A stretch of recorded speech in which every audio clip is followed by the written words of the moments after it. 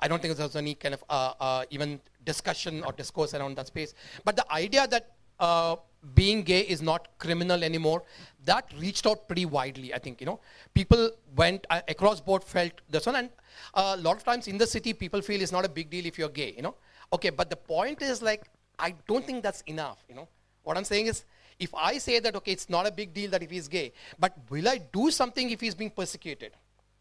I mean, that is the next step we need to take, and that is not happening at this point of time. But in smaller towns, I think the idea of marriage not living a life as a gay man or claiming all the rights you can have is actually not even a question, even by the gay man or the lesbian woman themselves, who feel that, like, this is the way I am. My karma says that I should get married to a woman, and I should have children, I should have a family, and I should have a son who will burn me, cremate me.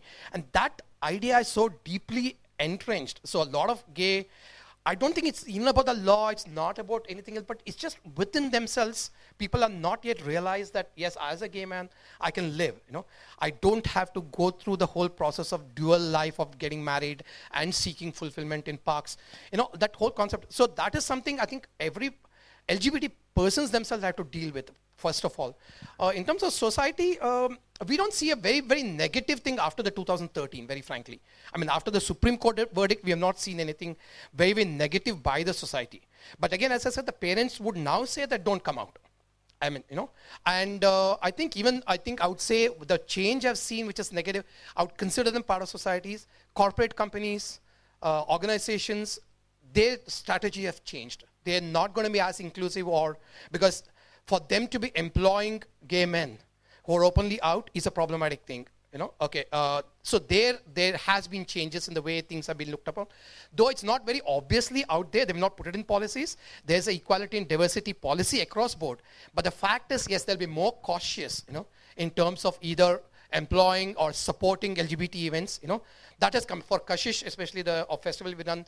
There's been definitely a much reduction of corporate support after 2013, because it's still, Section 377 does criminalize homosexuality. It doesn't criminalize holding events. But the fact is there. So they're more cautious.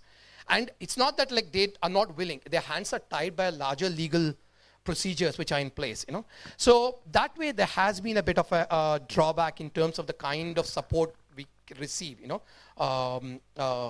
within.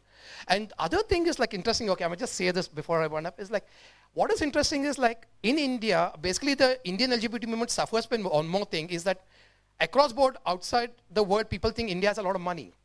Okay, why do we have to ask for money from, say, US grants or European grants, Because India is, but the point is LGBT rights do not have any money. That is the thing which somehow it's very difficult to connect, and especially making films. I just want to connect back to that. There's absolutely no support to make LGBT-related films, Because people say, oh, there's a Bollywood, there's a big film industry, So people are going to make films, but people making LGBT films, there's really nothing. No producer, no director, no stars really come forward to really be part of a bigger film, and distribution strategies are not in place.